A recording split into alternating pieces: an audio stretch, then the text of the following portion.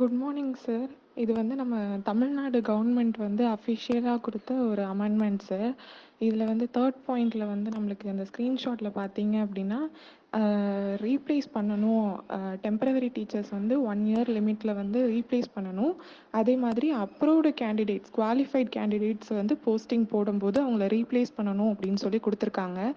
இதை வந்து நீங்கள் சேனலில் போட்டிங்கன்னா நம்ம எல்லாருக்கும் எங்களுக்கு வேலை கிடைக்கிறதுக்கு யூஸ்ஃபுல்லாக இருக்கும் சார். இதை வந்து நம்ம மேலே கொண்டு போகலாமா என்னன்னு ரிப்ளை கொஞ்சம் போடுங்க சார்.